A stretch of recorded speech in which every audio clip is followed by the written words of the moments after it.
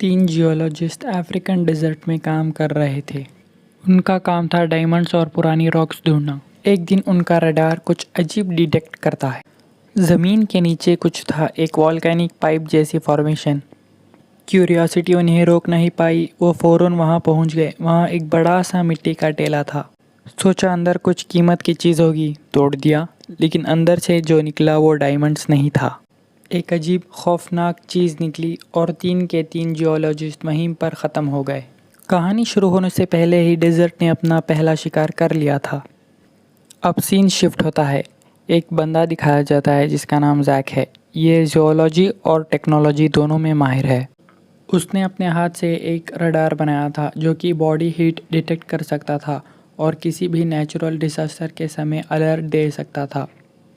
एक सीधा साधा दिन था जब उसका बॉस आता है और कहता है, जैक, अफ्रीका जाना पड़ेगा। तीन जियोलॉजिस्ट मिसिंग हैं, उनका कोई अता पता नहीं, उन्हें ढूंढ निकालो। जैक ने ज़्यादा सवाल नहीं किया। अगली सुबह रडार बैग में डाला और निकल पड़ा लंबी उड़ान के लिए। काफ़ी लंबी जर्नी के बाद वो अफ्रीकन डेजर्ट में उतरता है। वहाँ कैरल नाम का बंदा उसे रिसीव करता है और रिसर्च कैंप तक पहुँच जाता है। वो कैंप में सबसे मिलता है, कैरल, मिकी, कर्ट, टाइटस, मैक्टा और सबका लीडर यान। येन ने साफ बोल दिया कि खुद मिशन पर नहीं जाएगा, कैंप उसकी जिम्मेदारी है। बाकी सब ने सामान बांधा, खाना, फ्यूल, हथियार गाड़ी में रखे और मिसिंग जियोलॉजिस्ट को ढूंढने के लिए निकल गए। काफ़ी तलाश के बाद उन्हें जियोलॉजिस्ट की गाड़ी मिली, लेकिन जियोलॉजिस्ट नहीं मिले। जो मिला वो देखना मुश्किल था।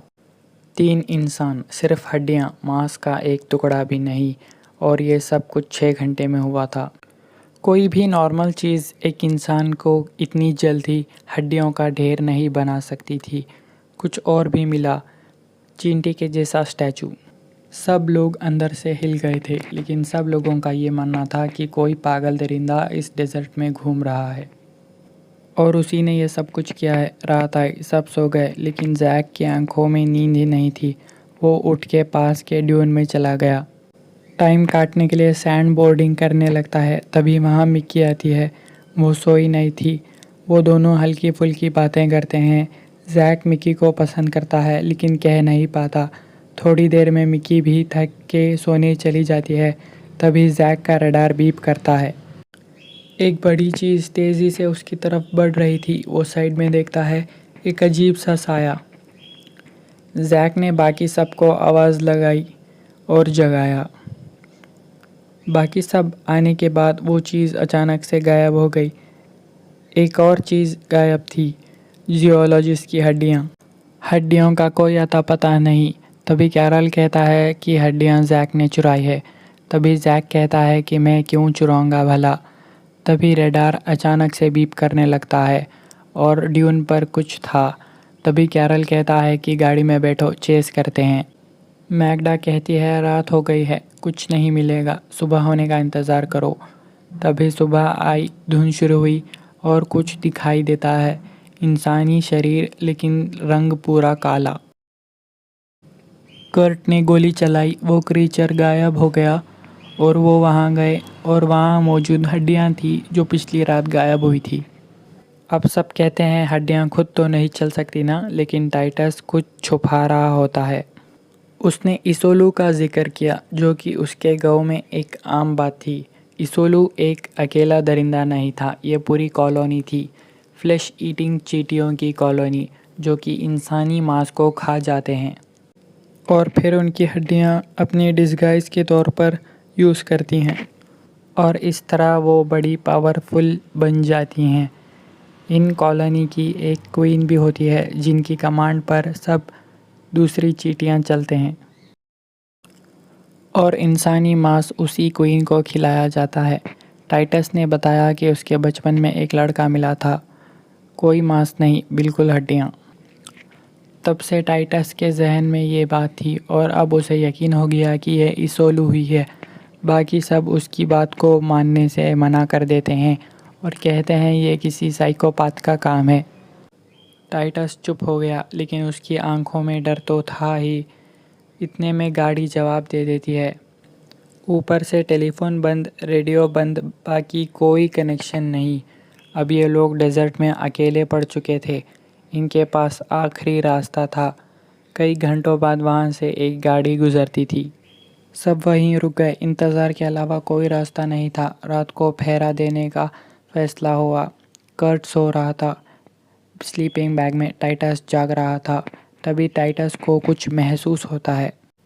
टाइटस कर्ट को जगाने के लिए जाता है, लेकिन जब मंजर देखता है वो बिल्कुल भयानक था।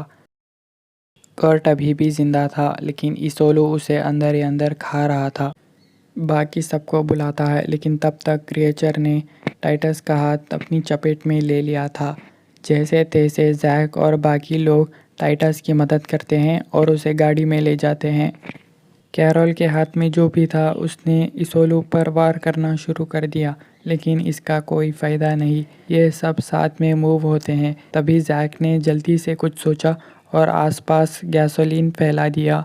तब 2 मिनट के लिए इसोलू रुक गया, लेकिन इसोलू वापस आता है। तभी जैक और गैसोलीन डालने के लिए जाता है। तब कैरल और जैक ने सामने से देखा कि इसोलू इंसानी हड्डियों को साथ मिलाकर इंसान की शक्ल लेकर अपने असली रूप में आ रहा था। अब कोई शक नहीं था, टाइटस सही ही कह रहा था। तभी कैरल ने बंदूक उठाई, लेकिन जैक उसे रोक लेता है और कहता है बंदूक इनका कुछ नहीं बिगाड़ सकती, हमें कुछ और सोचना होगा। लेकिन सोलू अभी गायब नहीं हुआ था, वो सिर्फ उन्हें वक्त दे रहा था। टाइटस की हालत अब बिगड़ जाती है। टाइटस के लिए चलना मुश्किल था, इसलिए वो प्लान बनाते हैं कि मैगडा टाइटस के साथ रुके और मिकी, जैक और कैरल कैंप तक जाएं। चलती हुई गाड़ी लेकर वो दोनों को ले जाएं। काफ़ी मुश्किल फ़ैसला था, लेकिन और कोई रास्ता भी नहीं था। अगली सुबह तीनों निकल पड़े। साथ में थोड़ा गैसोलीन भी ले लिया, क्योंकि ज़रूरत पड़ सकती है। अब अचानक से तूफ़ान आ जाता है, बिल्कुल आंख बंद कर देने वाला तूफ़ान। अब तूफ़ान ख़त्म हो गया, लेकिन वो देखते हैं कि जैक का रडार ख़राब हो चुका है और साथ ही आधा गैसोलीन भी गिर गया।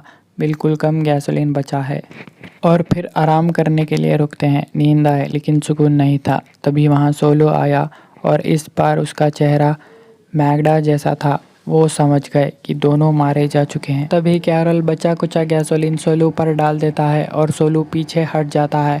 इसी तरह तीनों बच जाते हैं।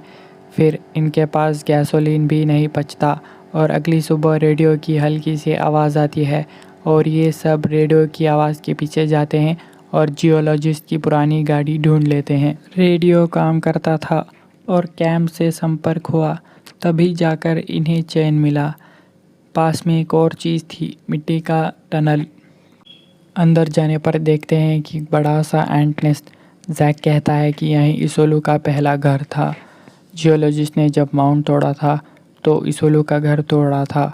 तब से इसोलू बदला लेने के लिए सबको मार रहा था और अपने लिए एक नया घर ढूंढ रहा था।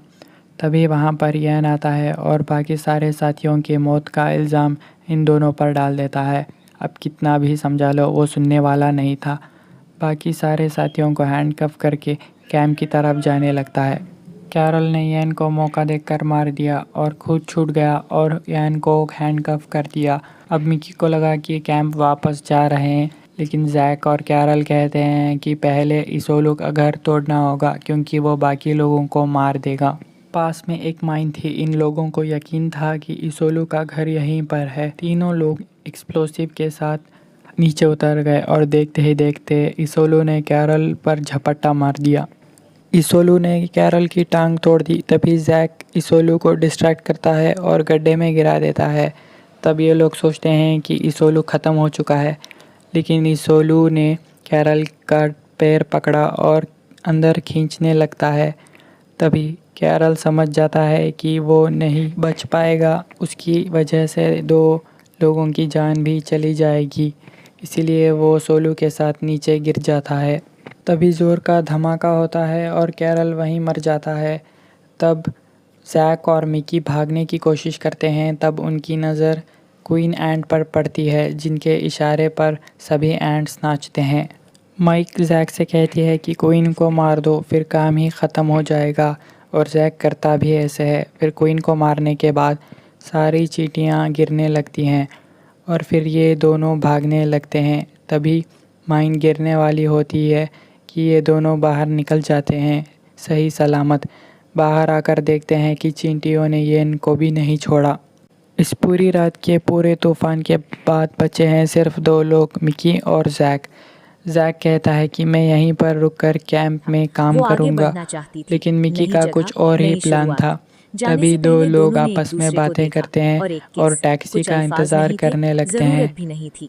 टैक्सी तभी आई जैक और मिकी चली गई। मिकी को जैक देखता वहीं ही खड़ा रहता रहा, है और डेजर्ट को मिकी देखता रहा। चली जो जाती है। गया सो गया, इसी जो के साथ बचा वो कहानी जिंदगी यहीं थी। पर ख़त्म हो जाती है।